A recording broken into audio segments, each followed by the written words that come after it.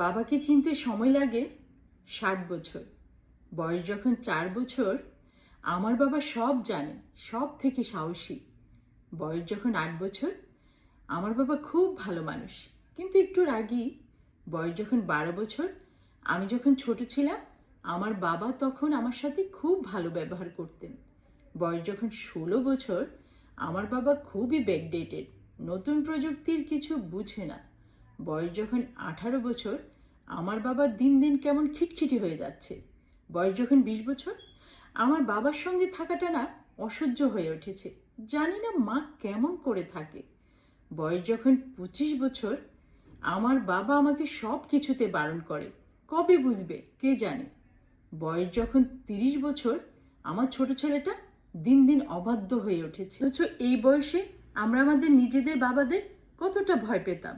বয়স যখন 40 বছর, আমার বাবা আমাদের কত শাসনে মানুষ করেছেন, আর আজকালকার বাচ্চারা তো কারো কথাই শুনে না।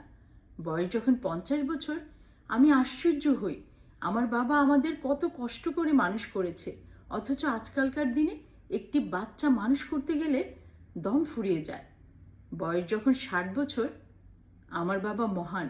তিনি বেঁচে থাকা অবধি আমাদের জন্য কষ্ট করে গেছেন, কিন্তু কখনো বুঝতে দেননি।